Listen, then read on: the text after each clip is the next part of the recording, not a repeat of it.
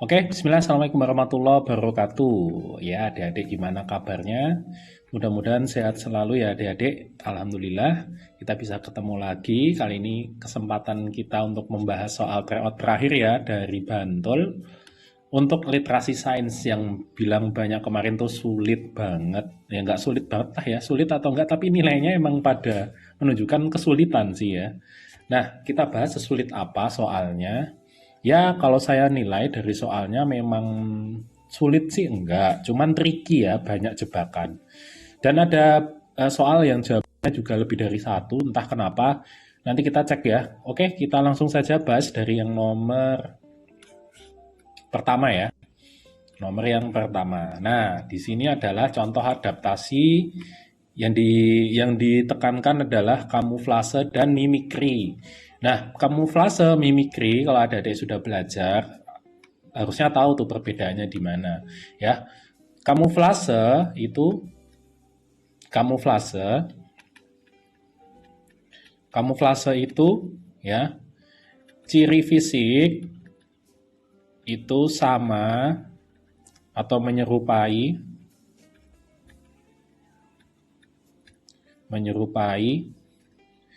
lingkungan. Nah, ciri fisik menyerupai lingkungan. Kalau mimikri itu lebih ke mencontoh atau menyerupai hewan lain. Nah, ini secara garis besar bedanya nih ya. Kalau kamuflase itu ciri fisiknya sama dengan lingkungannya. Kalau mimikri dia itu fisiknya atau punya kemampuan mencontoh hewan lain. Itu adalah mimikri. Nah, di sini mana nih yang termasuk kamuflase, yang fisiknya tuh sama dengan lingkungannya? Ya jelas yang gambar satu ya. Gambar satu ini fisiknya sama seperti tempatnya dia, ya, yaitu di daun ya. Ya, ini jenis apa? Jenis bunglon ya. Nah, kemudian sebenarnya ini ada lagi, yaitu yang mana? Ya, yang gambar dua. Nah, bunglon itu dia juga ditanya kamuflase ya. Bunglon itu dia juga berkamuflase karena dia ya tubuhnya itu sama dengan lingkungannya. Dia misalkan di daun dia akan berwarna hijau, kemudian kalau di kayu dia juga akan berwarna coklat. Nah, itu adalah kamuflase. Nah, kalau yang mimikri ini yang mana? Ini contohnya nih yang mimikri ya. Ini ada ngengat ya. Ngengat yang wajahnya ini kalau diperhatikan ini mirip dengan belalang. Nah, jadi dia mencontoh atau menyerupai hewan lain, itu disebut mimikri. Yang ini kurang jelas ini gambar apa ya, tapi ini kayaknya ini sejenis apa ya, saya kurang tahu, cuman dia itu memimik memimik itu tuh gurita, memimik gurita. Ini ada hewan, dia mencontoh gurita. Ya, jadi yang bikin gambar juga harusnya lebih jelas ya. Oke, berarti yang mana? Yang kamuflase itu bisa A, bisa B. Nah, kalau mimikri itu 4 atau mungkin yang 3 gitu ya. Oke, kita ke nomor 2. Ini klasifikasi makhluk hidup. Nah, klasifikasi makhluk hidup itu ada adik paling enggak itu hafal yang bangsa arthropoda karena sering banget ditanyakan. Nah, ini itu semuanya masuk dalam arthropoda. Arthropoda itu apa? Arthropoda itu adalah ya hewan dengan tubuh beruas-ruas. Tubuh beruas-ruas ya, itu adalah arthropoda. Nah, arthropoda itu terdiri dari turunannya apa aja? Ada insekta. Kemudian ada arachnida. Kemudian ada krustasea. Kemudian ada miropoda. Nah, secara garis besar ada 4 ini ya, bangsa arthropoda itu terdiri dari insekta, turunannya arachnida, krustasea, dan miropoda. Nah, insekta itu sama dengan bangsa serangga yang kita kenal dengan serangga ya. Serangga dengan 3 pasang kaki. Apa namanya? Contohnya misalkan kupu-kupu, kemudian belalang, jangkrik, lalat, semut itu adalah masuknya ke insekta. Yang paling gampang yaitu dia punya 3 pasang kaki. Arachnida itu bangsa contohnya adalah laba-laba. Ya, laba-laba dia ada 4 pasang kakinya. Kalau krustasea itu adalah biasanya hewan-hewan yang sering di air. Contohnya apa? Kepiting, udang. Nah, kepiting, udang itu adalah bangsa krustasea. Miropoda itu yang kaki banyak, misalkan lipan, kaki 1000, ya, ya, kaki banyak. Nah, itu ya. Jadi arthropoda itu dibagi jadi 4, insekta, arachnida, krustasea, dan miropoda. Nah, kalau adik-adik sudah paham itu, adik-adik melihat gambar ini langsung tahu, oh ini masuknya apa. Misalkan yang P ini apa? Kaki ada berapa nih? 1, 2, 3. Ini bukan kaki, ini antena ya. Semut itu jelas insekta. Kemudian ini kelabang berarti apa? Atau lipan berarti apa? Miro. Kemudian ini laba-laba 4 pasang. 1, 2, 3, 4. Itu apa? Arachnida. Ini belalang punya kaki 3 pasang juga berarti insekta. Gitu ya. Nah, adik-adik langsung kalau adik-adik sudah paham tentang klasifikasi arthropoda, ada insekta, miro, arachnida, kemudian ada krustasea ya. Adik-adik tidak akan terkecoh. Oke, nah di sini kita lihat, kita tinggal nyocokin aja. Berarti P tadi ya merupakan insekta, betul. Q, krustasea kan tidak ada, berarti salah. Hewan R, arachnida, kita lihat R itu tadi yang mana? R, ini betul, arachnida, berarti R betul arachnida. S, diplopoda, enggak ya, tadi S. Itu maksudnya insekta juga, berarti ini jelas jawabannya adalah 1 dan 3. Oke, lanjut ke nomor 3. Pak Isa merupakan seorang dokter batu permata. Salah satu koleksi Pak Isa diujikan di laboratorium. Berdasarkan uji hasil lab, maka koleksi Pak Isa termasuk ke dalam jenis. Nah, di sini dibagikan ada indeks bias. Kemudian kita lihat gemstone-nya Pak Isa ini, dia punya indeks bias 1,5 kan. Nah, di sini cari 1,5 dia ada di mana nih? Nah, 1,5 ternyata ada di sini kan, berarti dia masuknya calcite ya.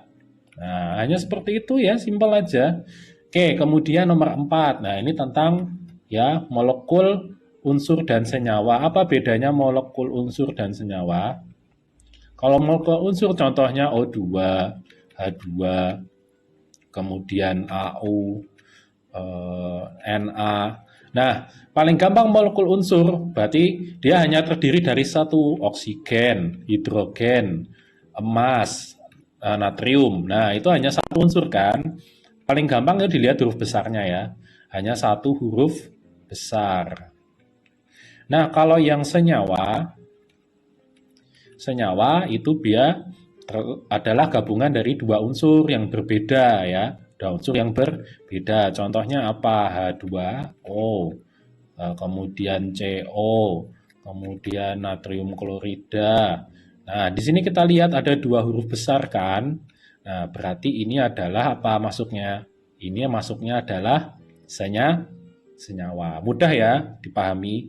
Nah, oke, kalau adik-adik sudah tahu mana unsur, mana senyawa, kita lihat di sini. Karbon monoksida kan dia CO kan. Amonia HNH3, dua-duanya kan harusnya senyawa, bukan unsur. Kadmium dan karbon monoksida, kadmium CD. Nah, CD ini C-nya huruf besar kan, D-nya huruf kecil, berarti ini satu unsur. Berarti ini bukan senyawa. Hidrogen sianida, HCN, berarti senyawa. Arsen itu dia AS, berarti ini unsur ya. Arsen unsur, ini senyawa. Nah, dia bukan molekul senyawa, arsen maksudnya unsur. Berarti jawabannya yang D, kemungkinan arsen dan kadmium harusnya unsur. Nah, gitu. Mudah ya. Kita lanjut ke nomor berikutnya. Nah, ini adalah nama-nama sel. Adik-adik juga harus hafal nih. Kalau hafal akan sangat mudah. Ini yang paling tengah ini jelas namanya inti sel. Untuk komando sel ya. Kemudian yang nomor 2 ini adalah mitokondria. Ya, ini adalah energi ya, untuk energi mitokondria. Kemudian yang nomor tiga, yang nomor tiga apa nomor tiga nih? Ini energi ya tadi ya.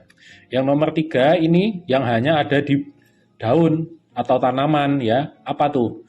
Hanya tanaman. Ini kan sel tanaman. Sel hewan nggak punya apa? Kloroplas. Untuk apa? Fotosintesis. Yang empat apa nih empat? Empat di sini nih kira-kira apa nih? Bentuknya hampir sama dengan nomor satu. Oh ya, nomor satu apa nomor satu? Yang dekat dengan inti sel itu adalah retikulum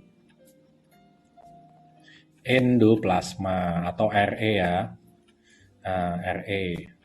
Ini fungsinya untuk pembuatan protein dan lemak ya. Kalau dia di dalamnya ada ribosom, tapi ribosom itu termasuk dalam RE, tapi ribosom itu letaknya tidak di RE ya. Jadi yang ini tepatnya adalah RE.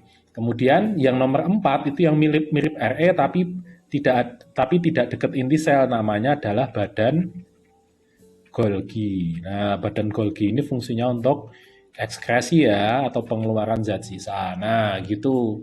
Jadi nomor satu itu adalah retikulum endoplasma, nomor dua itu adalah mitokondria, yang tiga kloroplas yang hanya ada khusus tumbuhan ya, khusus di tumbuhan.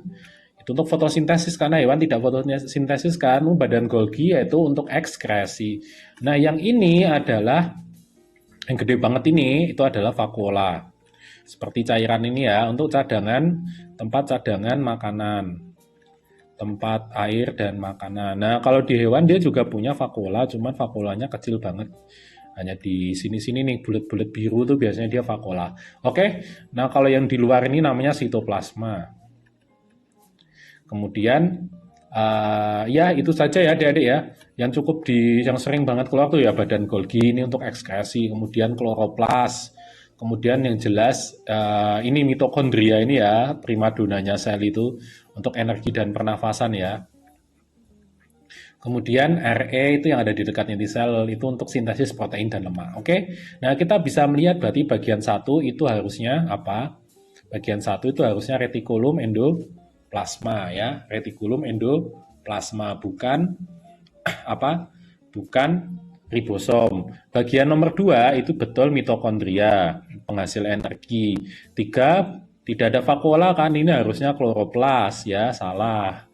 Terus kemudian yang nomor 4 itu betul badan Golgi ya, berarti jawabannya 2 dan 4. Oke, lanjut kita ke nomor 6. Nomor 6 ini adalah percobaan itu ya, percobaan fotosintesis ya yang ditutup. Jadi percobaan sintesis ada beberapa, misalkan ada SARS, kemudian ada aku lupa deh namanya apa tuh ya. Namanya nama-nama Jerman ya, saya jadi lupa. Nah, intinya dia ada beberapa ya percobaan fotosintesis. Ada yang misalkan yang ini ya ditutup aluminium foil, kemudian yang nanti yang hasilnya yang ditutup itu ketika diteteksi lugol dia warnanya nggak biru. Nah, itu membuktikan kalau ternyata fotosintesis itu butuh yang namanya cahaya. Nah, kemudian ada lagi percobaan fotosintesis yang gelembung. Nah, Ingenhousz kalau nggak salah ya, yang gelembung itu membuktikan kalau fotosintesis itu menghasilkan oksigen. Kemudian ada lagi ya, dua itu yang sering keluar ya, Ingenhousz sama Sachs. Ini kayaknya percobaan Sachs ya, iya betul di sini percobaan Sachs. Dia itu jadi membuktikan kalau fotosintesis itu butuh cahaya. Nah ini gimana sih? Jadi dia daun dikasih aluminium foil, jadi nanti dia akan terhalang yang bagian yang tertutup ini. Kemudian ketika dia dia kemudian dipanasin, kemudian dikasih alkohol, kemudian dicuci untuk menghilangkan alkoholnya, kemudian dikasih lugol. Nah, ternyata yang ketutup itu ketika dikasih lugol itu dia warnanya tetap. Nah, kenapa tetap? Karena dia tidak dapat cahaya matahari. Otomatis kalau tidak dapat cahaya matahari, berarti fotosintesisnya tidak sempurna. Nah, karena proses fotosintesis itu dia menghasilkan energi. Nah, energinya apa? Berupa amilum. Nah, berarti kalau menghasilkan amilum harusnya kalau ditetesin lugol luambi lugol amilum biru kan, luambi lugol amilum biru, dia berubah jadi biru. Nah, ini berhubung dia tidak berubah, berarti dia yang ditutupin tadi itu dia tidak, ya dia tidak terjadi fotosintesis. Sementara yang ditutupi ini itu terjadi fotosintesis. Gitu maksudnya. Oke. Nah, analisis yang tepat terkait hasil percobaan pada langkah kelima yang ini ya. Pada bagian daun yang tidak tertutup aluminium foil, yang tidak tertutup ya berwarna biru, betul, karena terjadi fotosintesis, betul. Yang B, nah ini aku lihat jawaban yang B, bagian daun yang tertutup aluminium foil, berarti yang ini ya, yang tertutup ini ya, tetap berwarna hijau pucat, betul, karena fotosintesis terganggu sehingga tidak menghasilkan amilum. Hai, betul juga kan?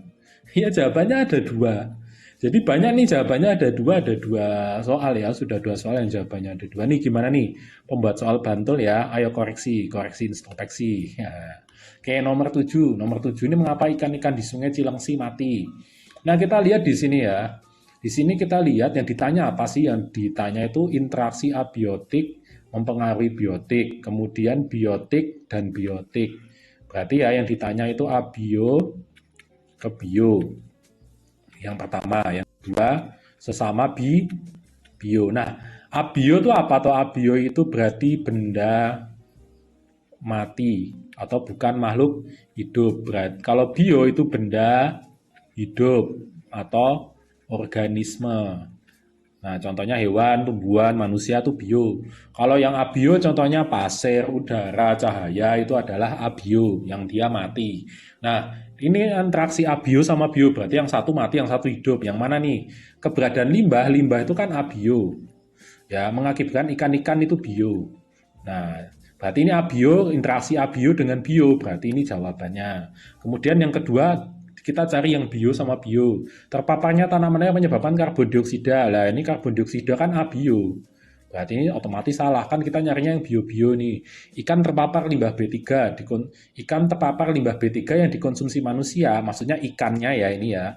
Ikan yang dikonsumsi manusia dan hewan lain menimbulkan penyakit keracunan. Berarti ini ada ikan, ada manusia dan hewan lain. Berarti ini bio ketemu bio. Berarti jawabannya 2. 1 dan 3. Keberadaan limbah B3 diperkirakan dapat menyebabkan timbulnya penyakit kolera pada masyarakat sekitar. Nah, ini limbah B3 itu adalah abio, kemudian masyarakat sekitar itu bio. Nah, ini abio bio. Nah, sebenarnya jawabannya bisa 4 dan 3 ya, dan 1 dan 3. Tapi karena 4 dan 3 nggak ada, berarti ya lebih tepat 1 dan 3. Gitu ya. Oke, lanjut. Ini adalah selamatkan bumi. Wah, ini mah tinggal dilihat yang paling logis saja ya. Upaya yang bisa dilakukan untuk menyelamatkan bumi. Mengurangi penggunaan kendaraan bermotor dengan bahan bakar fosil, mengurangi penggunaan kendaraan motor yang ini harusnya yang bahan bakarnya fosil, ini betul. Membuka hutan untuk perkebunan kelapa sawit. Nah, kalau malah membabat hutanan nanti ya kurang oksigennya ya.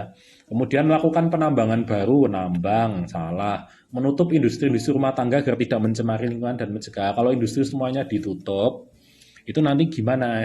Nggak maju ekonomi. Nah, tidak ditutup, tapi apa? Dikelola limbahnya dengan benar. Industri tetap jalan, tapi limbahnya dikelola. Contohnya diolah, tidak dibuang di sungai. Ya, diolah limbah kan bisa diolah kan, tidak dibuang. Banyak-banyaknya industri yang di dekat-dekat sungai itu langsung dibuang ke sungai. Nah, itu yang mencemari lingkungan. Berarti jawaban yang tepat adalah yang A. Lanjut lagi. Nomor 9. Berdasarkan informasi tersebut, maka sendi yang terganggu pada trigger finger, ini trigger finger itu yang ditanya apa? Oh ini, ya ini jelas-jelas sendi apa ini? Satu arah kan? Nah, ini sendi apa? Sendi engsel. Ya, berarti ya langsung jawabannya B, sendi engsel ya, gampang. Ya, kecuali yang ibu ibu jari, kalau ini pelana, ibu jari karena dia bisa bergerak dua arah. Tapi yang jari lainnya itu biasanya hanya satu arah ya. Depan belakang ini ada depan ada belakang, cuma depan belakang kan berarti satu arah, kanan kiri susah. Nah itu berarti engsel. Kalau yang dua arah contohnya pelana ya. Kalau peluru itu banyak arah, misalkan di lengan atas, kemudian di paha, pangkal paha itu peluru. Putar tuh di leher dengan tengkorak dengan leher. Kemudian ada sendi geser itu di telapak tangan, di telapak kaki, di tulang belakang itu geser.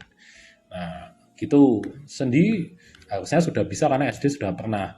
Nah, ini ada nomor 10, ini adalah soal tentang apa? Tentang pencernaan ya. Nah, ini juga mudah ya. Nasi mengalami pencernaan mekanik pada bagian nomor 1 sehingga menjadi halus. Pencernaan mekanik hanya ada dua ya, ada di mulut dan ada di lambung. Nah, di tenggorokan aja tapi lebih ke lambung. Tenggorokan dia gerak peristaltik. Nah, satu ini ada mekanik berarti betul ya. Satu, dia pencernaannya mekanik itu berarti tidak pakai kimia. Jadi kita mengunyah itu berarti mekanik. Dua, ikan mengalami pencernaan kimia. Nah, itu berarti pakai enzim kan. Nah, pada bagian nomor 2 sehingga menghasilkan pepton. Yang hasilnya pepton enzim apa? Enzim pepsin, ya kan. Nomor 2 itu lambung. Lambung ada pepsin enggak? Ada, ya kan. Ada. Ini namanya pepsin ya. Enzimnya pepsin. Nah, udah berarti jawabannya 1 dan 2. Kita lihat jawaban lain. Pepaya mengalami pencernaan mekanik pada bagian nomor 3. Nomor 3 itu apa? Usus besar. Usus besar nggak ada pencernaan mekanik ya. Nah, ini terurai menjadi vitamin. Enggak, bukan. Terus kemudian wortel pencernaan kimiawi nomor 4. Sehingga menjadi fruktosa. Fruktosa berarti kan eh, galaktosa ya. Apa ya? Maltase apa laktase kalau nggak salah ya. Apa fruktase ya, itu fruktase ada di usus halus kan harusnya. Nah, di sini nomor 4 itu apa? Nomor 4 itu pankreas itu enzimnya cuman amila lepasin amilase lipase tripsin, nggak ada yang hasilnya fruktosa. Nah, berarti yang betul ya 1 dan 2. Oke, lanjut ke nomor 11. Nomor 11 ini penyakitnya apa? Penyakit Pak Ali dan upaya ini gampang ini. Penyakit Pak Ali apa? Dilihat aja ini penyebabnya apa. Oh, disebabkan mikrobakterium tuberkulosis. Berarti penyakitnya ya TBC.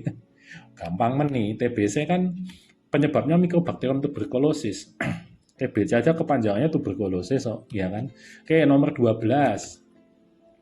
Pasien dalam keadaan istirahat mempunyai detak jantung 105 kali per menit. Berdasarkan teks informasi tersebut dapat disimpulkan bahwa, nah ini 105 itu normal atau enggak? Padahal di sini kalau istirahat itu 60 sampai 100 saat istirahat. Kalau misalkan dia terkena takikardia berarti dia minimal 100 kali per menit saat istirahat.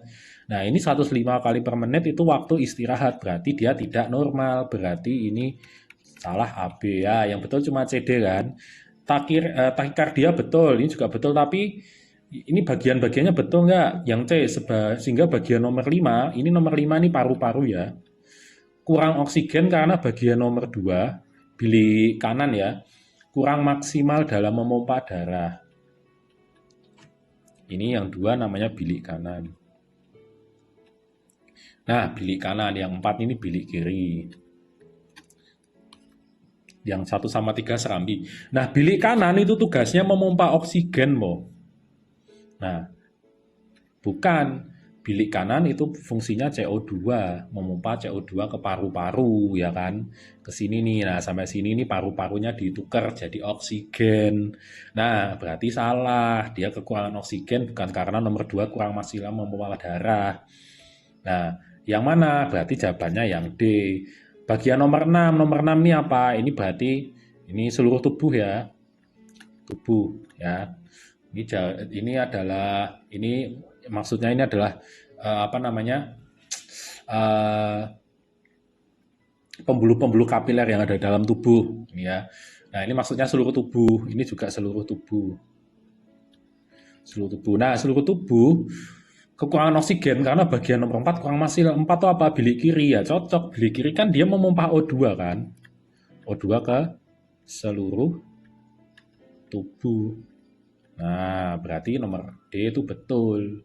Oke, kita lanjut ke nomor 13 ya kan, nomor 13. Oke, ya ini pada kasus tersebut Sinta memprediksi beberapa penyebab. Dia sakitnya apa? Hematuria. Oh, hematuria tuh nama, kalau ada dek tahu nama lainnya itu gagal ginjal. Gagal ginjal, hematuria. Ya. Salah satu penyebabnya adalah gagal ginjal. Selain gagal ginjal, dia penyebabnya apa? ISK, infeksi saluran kemih. Nah, ini nggak dibacaan, nggak ada ini ya. Jadi ada emang harus pengetahuannya harus dalam ya. Berarti penyebabnya yaitu ya jelas ISK kan. Kemudian satu gagal batu ginjal atau gagal batu ginjal karena gagal ginjal akibatnya dari batu ginjal gitu loh. Nah, berarti jawabannya 2 dan 4. Nah, ini adik-adik kok bisa tahu Mas? Karena membaca. Nah, adik-adik untuk pengetahuan seperti ini, adik-adik memang harus banyak membaca. Kalau nggak membaca, ya nilainya nanti ya jeblok. Jadi IPA itu adalah pemahaman, kemudian ditambah hafalan, pemahaman dan hafalan. Jadi hafalan tetap ada. Ya. Oke, 14. 14 ini adalah apa nih? In vitro fertilization alias bayi tabung. Saya jelaskan proses bayi tabung ya. Bayi tabung itu jadi dia bayinya itu apa entah kenapa jadi si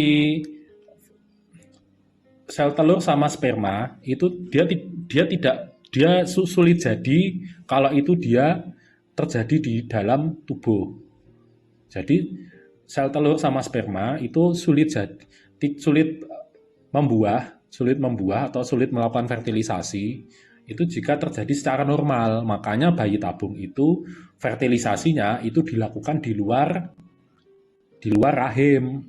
Nah, makanya disebut bayi tabung in vitro dalam tabung karena fertilisasinya itu di luar rahim. Nah, begitu. Kemudian jadi dia fertilisasinya dikondisikan di dalam tabung, bukan tabung biasa ya, tabung yang sudah dikondisikan, temperaturnya, higienis, sterilisasinya sudah bagus, kemudian tekanan udara dan masing-masing pH-nya. Nah, kemudian setelah dia jadi zigot, kemudian baru ditransferlah zigot atau embrio tadi ke janinnya si perempuannya. Nah, jadi yang membedakan bayi tabung itu dia itu fertilisasinya itu dilakukan di luar rahim. Tapi sel telur sama spermanya tetap diambil dari yang suami dan istrinya. Nah, kemudian tapi ditemukannya di tabung atau di luar rahim. Kalau sudah jadi baru di sekitar 4-6 hari nanti dimasukkan ke rahim lagi. Nah, gitu ya. Oke, kita lihat yang M ini apa namanya? Ini tuba falopia. Nah, kalau bayi tabung ini nggak kepake karena fertilisasinya kan di luar rahim kan. Kemudian yang L ini adalah ovum. Jelas, ovum ini nanti sel telur ambilnya dari ovum. Yang N ini rahim.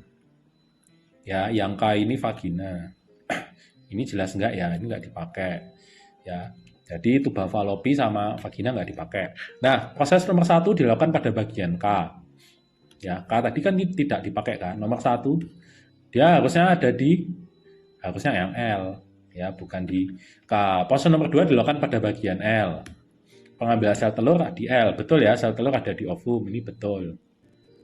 Ya, jadi sel telur ada di ovum. Itu betul.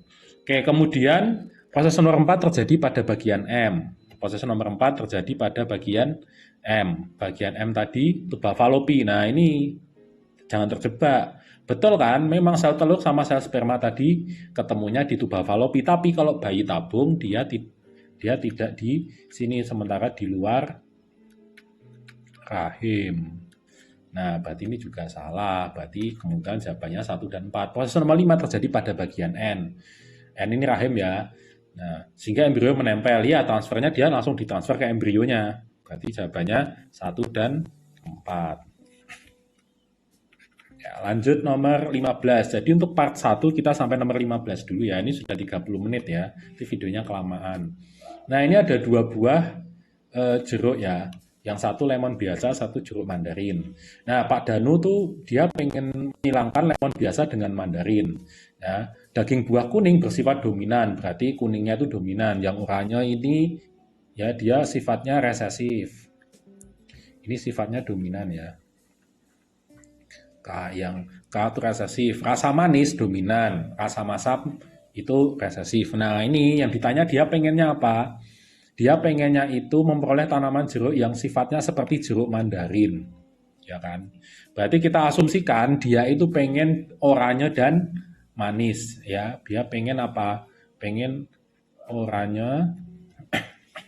Ini agak ngelek nih ya, agak ngelek-ngelek dikit nih PC saya ya. Oranye dan manis. Ini soalnya kepanasan ya. Kepanasan jadinya ngelek. Ini saya oke. Supaya tidak kepanasan. Oke, mohon maaf kita tunggu sebentar. Oke, ini udah normal nih kayaknya. Ya, oranye dan manis ya. Dia pengennya oranye dan manis. Berarti apa? Oranye manis berarti ya, berarti K kecil kan, K kecil kan. Tadi kan resesif kan, yang oranye K kecil. Kemudian yang manis berarti ya dia M besaran, manis kan dia dominan. Rasa manis tuh, manisnya M besar, berarti dia dominan. Atau bisa juga K kecil, M kecil ini juga bisa.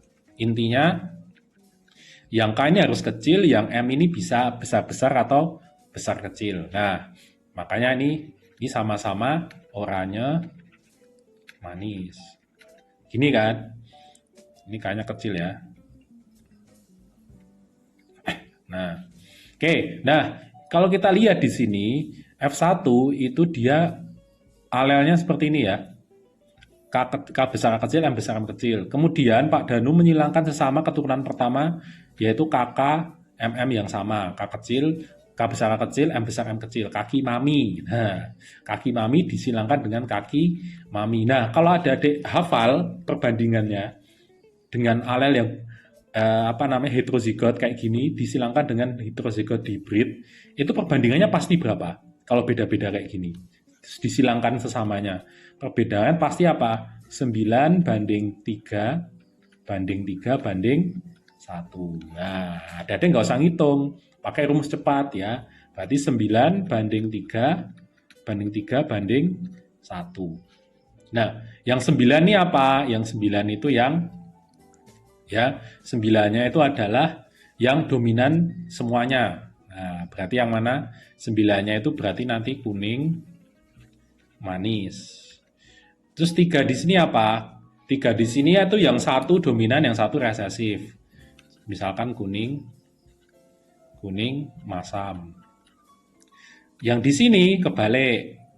Oranye ya, yang satunya resesif, yang satunya dominan. Oranye manis. Yang satu ini yang semuanya resesif, berarti apa? Oranye masam. Nah, yang dicarikan oranye manis, berarti oranye manis ada di 3. Berarti cari dulu perbandingannya. Nah, di sini diketahui semuanya ada F2-nya ada 80 tanaman kan? Berarti jadinya 3 per totalnya berapa nih? 9 tambah 3 tambah 3 tambah 1, 16 dikali 80 kan gini. Kita coret hasilnya 5 kali 3 adalah 15. Berarti jawabannya yang B. Oke, gitu aja Adik, sudah 30 menit lebih. Mudah-mudahan bisa dipahami. Mohon maaf jika ada kekurangan. Insya Allah kita kapan-kapan lanjutkan dengan part 2. Assalamualaikum warahmatullahi wabarakatuh.